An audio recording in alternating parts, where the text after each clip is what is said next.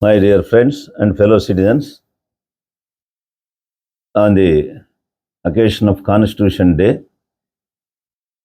I convey my greetings to all of you.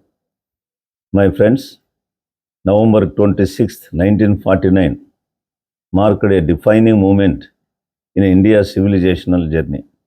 The day our Constitution was adopted by the Constituent Assembly. It came into force on 26th January 1950 and the Indian Democratic Republic was born. It was not merely the adoption of a legal document by the Constituent Assembly, but the moral rebirth of a nation emerging from centuries of colonial exploitation and entrenched social hierarchies. The Constitution transformed the destiny of the people long denied equality and dignity under the oppressive structures of Manuvadi-led Sanatana social order.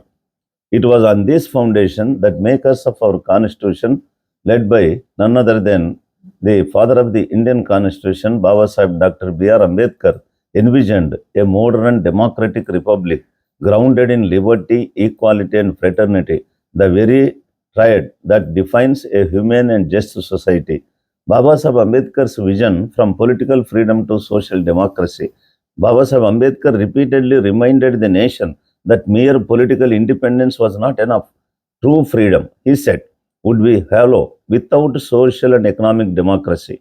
In his final address to the Constituent Assembly on November 25, 1949, he issued a timeless warning. We must not be, what he said is, we must not be content with a mere political democracy. We must make our political democracy a social democracy as well. Political democracy cannot last unless there lies at the base of it social democracy. For Ambedkar, liberty, equality, and fraternity were not isolated ideals but mutually reinforcing principles essential to end the deeply rooted caste and communal hierarchies and discrimination and that had divided Indian society for millennia.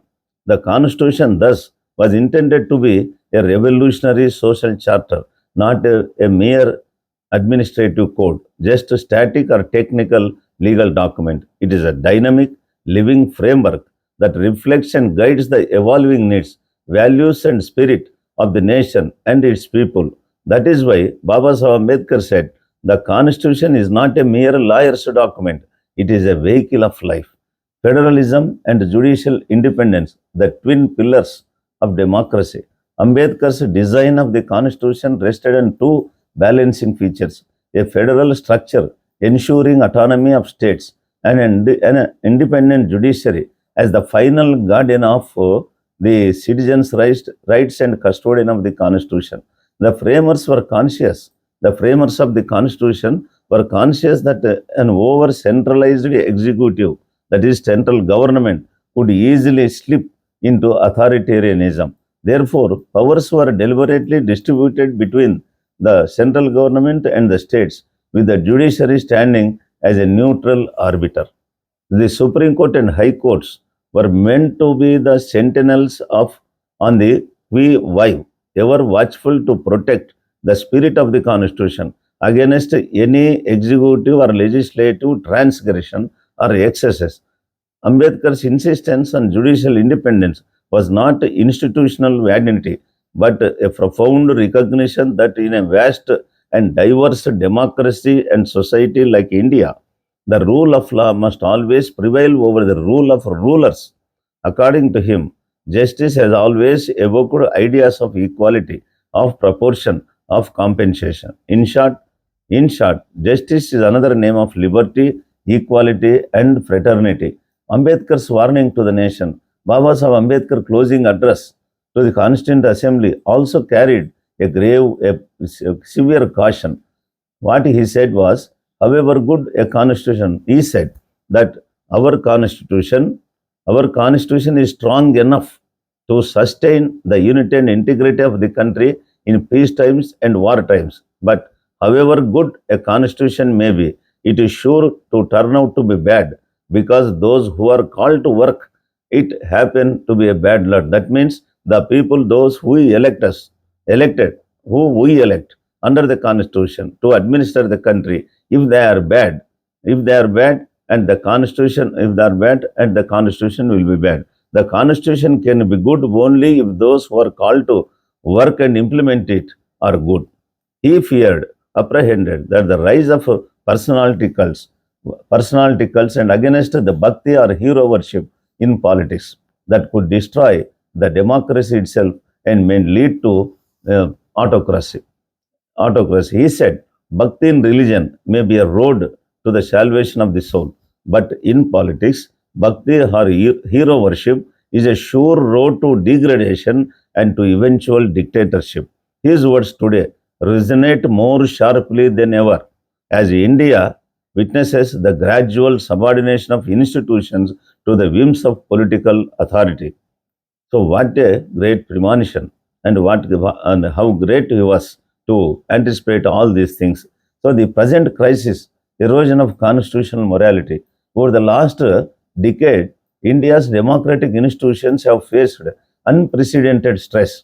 The autonomy of the constitutional and statutory bodies, like the Election Commission of India, Central Bureau of Investigation, Enforcement Directorate, and even the parliamentary procedures, have been systematically eroded.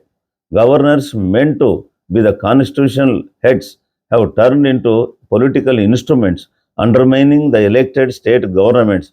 Federalism, once the backbone of the cooperative governance of this nation, is now yielding to an aggressive centralization of power at the center.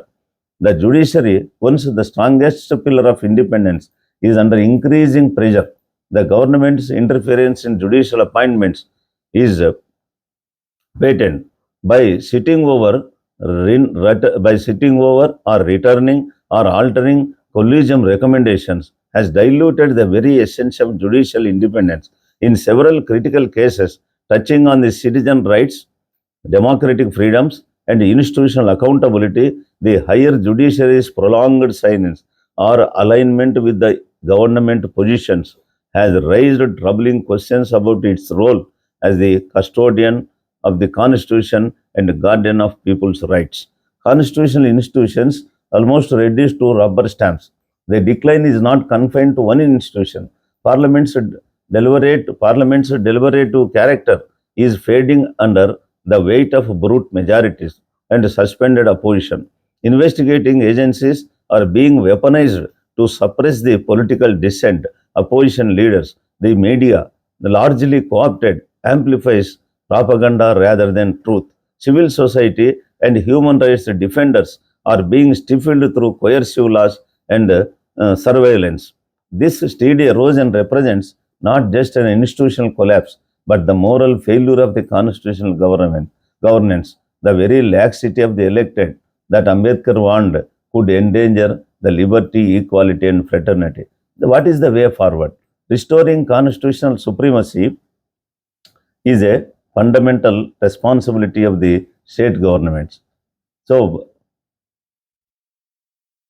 the way fundamental state government restored true democracy, India must return to the spirit of preamble, the justice, liberty, equality, and fraternity. This requires the reasserting the independence of the judiciary through transparent appointments, accountability, and fearless adjudication, reviving federalism by respecting the autonomy of the states and limiting arbitrary interference by governors or the union government, strengthening constitutional bodies to act independently, insulated from partisan control, reclaiming civic space, ensuring media freedom, protecting the dissent, and reviving parliamentary debate, practicing constitutional morality. As Ambedkar said, it is the conscious adherence to the values of the Constitution, not blind obedience to the government or authority, that sustains democracy. Finally, it is on this Constitution Day, as we celebrate the adoption of our Constitution, we must also reflect on whether we have remained faithful to the constitutional ethos and Baba Saheb Ambedkar's ideals. The Constitution was meant to empower the weakest, not to entrench the powerful. It was meant to unite India in fraternity, not to divide it on religious or sectarian lines.